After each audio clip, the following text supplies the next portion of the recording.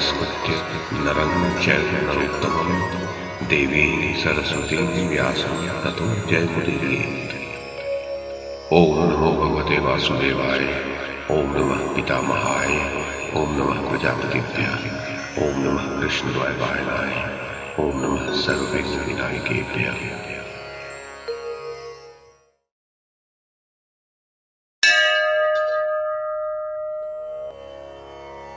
वैशंपायन जी कहते हैं, जन्मेजय। तब संजय ने कहा, महाराज, साधु पुरुष आपको धन संपत्ति, कुल मर्यादा, सुयश, तपस्या और शास्त्र ज्ञान में नहुष नंदन ययाति के समान मानते हैं। राजन, वेद शास्त्रों के ज्ञान में आप महर्षियों के तुल्य हैं।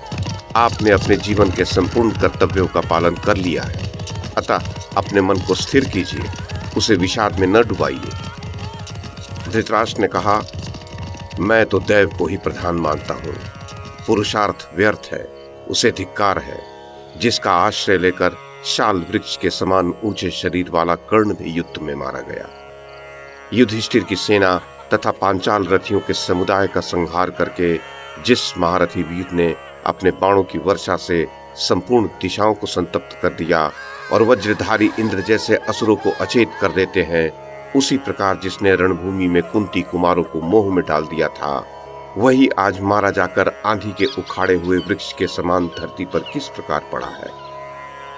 जैसे समुद्र का पार दिखाई नहीं देता, उसी प्रकार मैं इस शोक का अंत नहीं देख पा रहा हूँ। मेरी चिंता अधिकाधिक बढ़ती जाती है और मरने की इच्छा प्रबल हो उठी है। संजय, मैं कर्ण की मृत्यु और अर्जुन की विजय का समाचार सुनकर भी कर्ण के वध को विश्वास के योग्य नहीं मान रहा।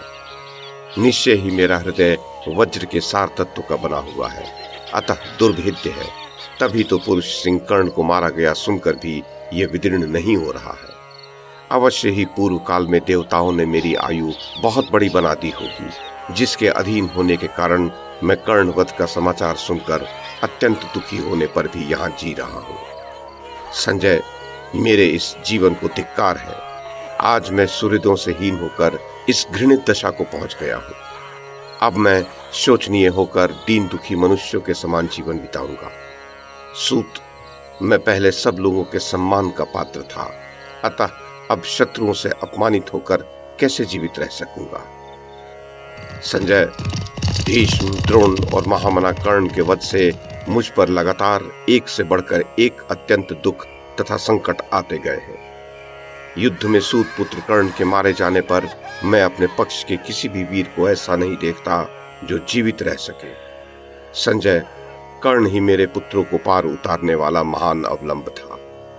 जैसे वज्र के आघात से विदीर्ण किया हुआ पर्वत शिखर धराशायी हो जाता है, उसी प्रकार बाणों से पीड़ित हुआ अधिरथ पुत्र कर्ण निश्चय ही रथ से नीचे गिर पड़ा होगा। जैसे मतवाले गज द्वारा गिराया हुआ गज पड़ा हो, उसी प्रकार कर्ण रक्त से लथपथ होकर अवश्य ही पृथ्वी की शोभा बढ़ाता हुआ सो रहा होगा। जो मेरे पुत्रों का बल था, पांडवों को जिससे सदा भय बना रहता था तथा जो धनुर्धर वीरों के लिए आदर्श था, वो कर्ण अर्जुन के हाथ से मारा गया। अब दुर्योधन का अभिप्राय असंभव अथवा सफलता से कोसों दूर हो गया है। किसी कार्य को अन्य प्रकार से सोचा जाता है, किंतु वह दैववश और ही प्रकार का हो जाता है। अहो, निश्चय ही देव प्रबल और काल दुर्लंघ्य है। सूत, क्या मेरा पुत्र दुशासन दीन चित्त और पुरुषार्थ शून्य होकर कायर के समान भागता हुआ मारा गया? तात, उसने युद्ध स्थल में कोई दीनतापूर्ण व्यवहार तो नहीं किया था। जैसे अन्य क्षत्रिय शिरोमणि मारे गए हैं, क्या उसी प्रकार शूरवीर दुशासन नहीं मारा गया?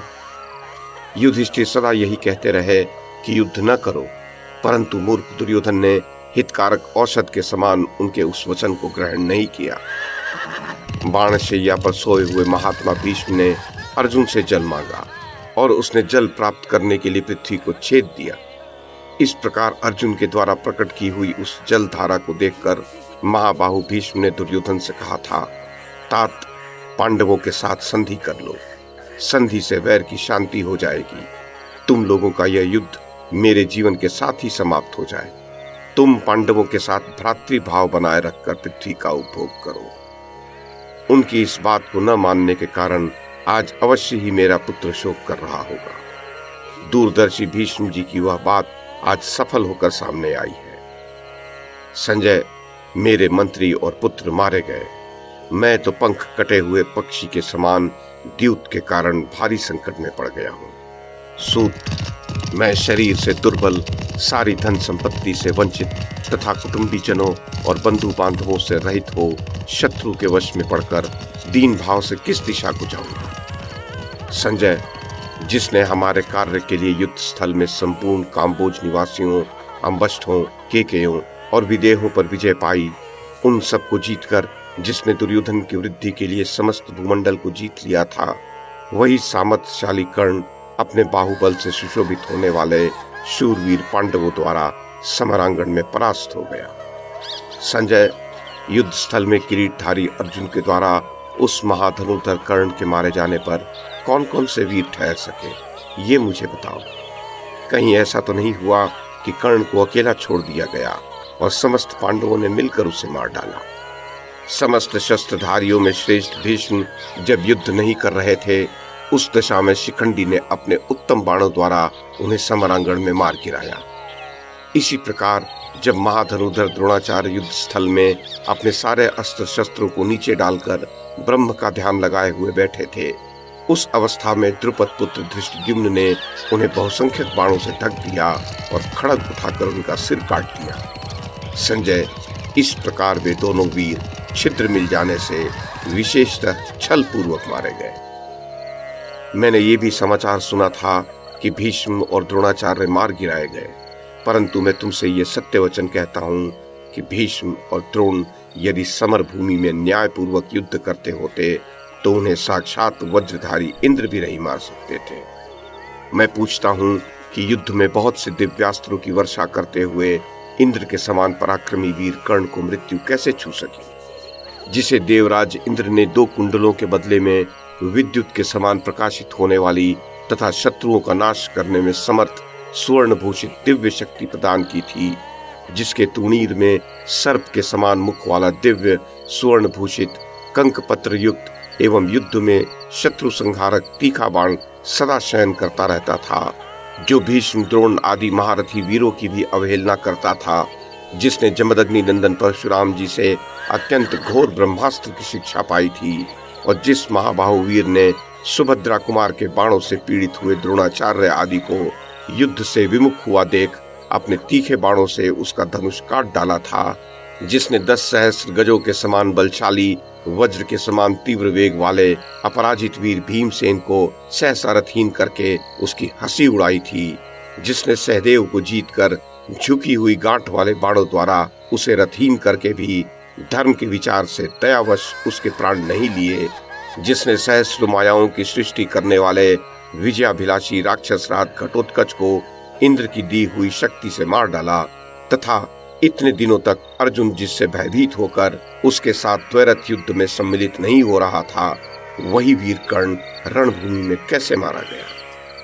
संशप्तकों में से जो योद्धा सदा मुझे दूसरी ओर युद्ध के लिए बुलाया करते हैं, उन्हें पहले मारकर पीछे वह कर्तन कर्ण का रणभूमि में वध करूंगा, ऐसा बहाना बनाकर अर्जुन जिस सूत पुत्र को युद्ध स्थल में छोड़ दिया करता था, उसी शूरवीरों के संहारक वीर वर कर्ण को अर्जुन ने किस प्रकार मारा। यदि उसका रथ नहीं टूट गया था, धनुष के टुकड़े टुकड़े नहीं हो गए थे और अस्त्र नहीं नष्ट हुए थे, तब शत्रु ने उसे किस प्रकार मार दिया। सिंह के समान वेगशाली पुरुष सिंह कर्ण जब अपना विशाल धनुष कपाता हुआ युद्ध स्थल में दिव्यास्त्र तथा भयंकर बाण छोड़ रहा हो, उस समय उसे कौन जीत सकता था। निश्चय ही उसका धनुष कट गया होगा या रथ धरती में धंस गया होगा अथवा उसके अस्त्र नष्ट हो गए होंगे, तभी जैसा तुम मुझे बता रहे हो वह मारा गया होगा। उसके नष्ट होने में और कोई कारण मुझे नहीं दिखाई देता। जिस महामना वीर का यह भयंकर व्रत था कि मैं जब तक अर्जुन को मार नहीं लूंगा तब तक दूसरों से अपने पैर तक नहीं धुलाऊंगा। रणभूमि में जिसके भय से युधिष्ठिर ने 13 वर्षों तक कभी अच्छी प्रकार नींद नहीं ली, जिस महामनस्वी बलवान सूत पुत्र के बल का भरोसा करके मेरा पुत्र दुर्योधन पांडवों की पत्नी को बलपूर्वक सभा में घसीट लाया और वहां भी भरी सभा में उसने पांडवों के देखते देखते समस्त कुरुवंशियों के सामने पांचाल राजकुमारी को दास पत्नी कहा, साथ ही उसे संबोधित करके कहा, कृष्ण तेरे पति अब नहीं के बराबर है, ये सभी थोथे तिलों के समान नपुंसक हो गए हैं। सुंदरी अब तू दूसरे किसी पति का आश्रय ले। पूर्व काल में जिस सूत पुत्र ने सभा में रोष पूर्वक द्रौपदी को ये कठोर बातें सुनाई थी, वह स्वयं शत्रुओं द्वारा कैसे मारा गया। जिसने मेरे पुत्र से कहा था कि दुर्योधन यदि युद्ध की श्लाघा रखने वाले भीष्म अथवा रण दुर्मत द्रोणाचार्य पक्षपात करने के कारण कुंती पुत्रों को नहीं मारेंगे तो मैं उन सबको मार डालूंगा। तुम्हारी मानसिक चिंता दूर हो जानी चाहिए। गांडीव धनुष अथवा दोनों अक्षय तर्कस मेरे उस बाण का क्या कर लेंगे जो स्निग्ध चंदन से चर्चित हो शत्रुओं पर बड़े वेग से धावा करता है। ऐसी बातें कहने वाला कर्ण, जिसके कंधे वृष के समान हृष्ट पुष्ट थे, अर्जुन के हाथ से कैसे मारा गया। संजय, जिसने गांडीव धनुष से छूटे हुए बाणों के आघात की तनिक भी चिंता न करके कृष्ण ने अब तू पतिहीना हो गई ऐसा कहते हुए कुंती पुत्रों की ओर देखा था, जिसे अपने बाहुबल के भरोसे कभी 2 घड़ी के लिए भी पुत्रों सहित पांडवों और भगवान श्री कृष्ण से भी भय नहीं हुआ था, उस कर्ण पर यदि शत्रु पक्ष की ओर से इंद्र सहित संपूर्ण देवता भी धावा करें तो उनके द्वारा भी कर्ण के वध होने का विश्वास मुझे नहीं हो सकता था। फिर पांडवों की तो बात ही क्या है। जब अधिरथ पुत्र कर्ण अपने धनुष की प्रत्यंचा का स्पर्श कर रहा हो अथवा दस्ताने पहन चुका हो, उस समय कोई पुरुष उसके सामने नहीं ठहर सकता था। ये पृथ्वी, चंद्रमा और सूर्य की प्रकाशमयी किरणों से भले ही वंचित हो जाए, ये तो संभव है, परंतु युद्ध में पीठ न दिखाने वाले पुरुष शिरोमणि कर्ण के वध की कदापि संभावना नहीं थी। जिस कर्ण और भाई दुशासन को अपना सहायक पाकर मूर्ख एवं दुर्बुद्धि दुर्योधन ने श्री कृष्ण के प्रस्ताव को ठुकरा देना ही उचित समझा था, मैं समझता हूँ आज वृष के समान पुष्ट कंधे वाले कर्ण को गिरा हुआ तथा दुशासन को भी मरा गया देख मेरा वह पुत्र निश्चय ही शोक में मग्न हो गया होगा। तात, द्वैरथ युद्ध में अर्जुन के हाथ से कर्ण को मारा गया सुनकर और पांडवों की विजय होती देखकर दुर्योधन ने क्या कहा था। दुर्मर्शन और वृषसेन भी युद्ध में मारे गए। महारथी पांडवों की मार खाकर सेना में भगदड़ मच गई। सहायक नरेश युद्ध से विमुख हो पलायन करने लगे और रथियों ने पीठ दिखा दी। ये सब देखकर मेरा पुत्र शोक कर रहा होगा, ऐसा मुझे प्रतीत हो रहा है। जो किसी की सीख नहीं मानता है, जिसे अपनी विद्वता और बुद्धिमता का अभिमान है, उस दुर्बुद्धि अजितेंद्रिय दुर्योधन ने अपनी सेना को हतोत्साहित देखकर क्या कहा। हितैषी सुहृदों के मना करने पर भी पांडवों के साथ स्वयं बड़ा भारी वैर ठानकर दुर्योधन ने जब संग्राम में उसके अधिकांश सैनिक मार डाले गए तब क्या कहा। युद्ध स्थल में अपने भाई दुशासन को भीमसेन के द्वारा मारा गया और उसका रक्त पिया जा रहा देख दुर्योधन ने क्या कहा।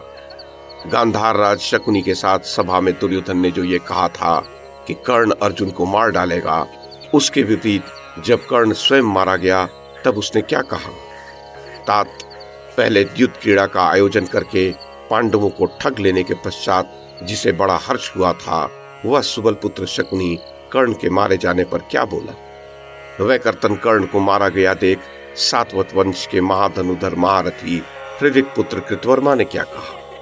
धनुर्वेद प्राप्त करने की इच्छा वाले ब्राह्मण, क्षत्रिय और वैश्य जिस बुद्धिमान द्रोण पुत्र के पास आकर शिक्षा ग्रहण करते हैं, जो सुंदर रूप से संपन्न, युवक, दर्शनीय और महायशस्वी है, उस अश्वत्थामा ने कर्ण के मारे जाने पर क्या कहा। तात, धनुर्वेद के आचार्य एवं रथियों में श्रेष्ठ गौतम वंशी शरद्वान के पुत्र कृपाचार्य ने कर्ण के मारे जाने पर क्या कहा। युद्ध में शोभा पाने वाले रथियों में श्रेष्ठ मद्र देश के अधिपति बलवान वीर महाधनुधर मद्रराज शल्य ने अपने सारथित्व में कर्ण को मारा गया देखकर क्या कहा। संजय, भूमंडल के जो कोई भी नरेश युद्ध के लिए आए थे, वे समस्त रण दुर्जय योद्धा व कर्तन कर्ण को मारा गया देखकर क्या बातें कर रहे थे। संजय, वीरवर द्रोणाचार्य के मारे जाने पर कौन कौन से वीर सेनाओं के मुख अर्थात अग्रभाग की रक्षा कर रहे थे। रथियों में श्रेष्ठ मध्यराज शल्य को कर्ण के सारथी के कार्य में कैसे नियुक्त किया गया, ये सब मुझे बताओ। युद्ध करते समय वीर सूत पुत्र के रथ के दाहिने पहिए की रक्षा कौन कौन कर रहे थे, अथवा उसके बाएं पहिए या पृष्ठभाग की रक्षा में कौन कौन वीर नियुक्त थे। किन शूरवीरों ने कर्ण का साथ नहीं छोड़ा और कौन कौन से नीच सैनिक वहां से भाग गए। तुम सब लोग जब एक साथ होकर लड़ रहे थे तब महारथी कर्ण कैसे मारा गया। संजय, जिस समय शूरवीर महारथी पांडव जल की धारा बरसाने वाले मेघों के समान स्वयं ही बाणों की वृष्टि करते हुए आगे बढ़ने लगे, उस समय महान बाणों में सर्वश्रेष्ठ दिव्य सर्प मुख बाण व्यर्थ कैसे हो गए, ये मुझे बताओ। तात, मेरी इस सेना का उत्कर्ष अथवा उत्साह नष्ट हो गया है। इसके प्रमुख वीर कर्ण के मारे जाने पर अब यह बच सकेगी ऐसा मुझे नहीं दिखाई देता है। मेरे लिए प्राणों का मोह छोड़ देने वाले महाधनुधर वीर भीष्म और द्रोणाचार्य मारे गए, ये सुनकर मेरे जीवित रहने का क्या प्रयोजन है। जिसकी भुजाओं में 10 सहस्त्र गजों का बल था, वह कर्ण पांडवों द्वारा मारा गया। ये बारंबार सुनकर मुझसे सहा नहीं जा रहा है। संजय, द्रोणाचार्य के मारे जाने पर संग्राम में नरवीर कौरवों का शत्रुओं के साथ जैसा व्यवहार हुआ, वो सब मुझे बताओ। शत्रुहंता कर्ण ने कुंती पुत्रों के साथ जिस प्रकार युद्ध का आयोजन किया और जिस प्रकार वह रणभूमि में शांत हो गया, संजय, वह सारा वृत्तांत मुझे बताओ।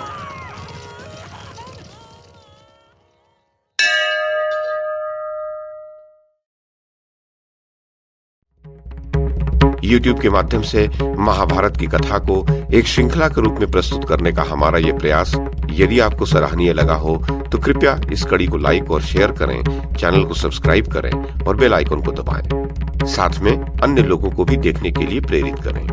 धन्यवाद और नमस्कार।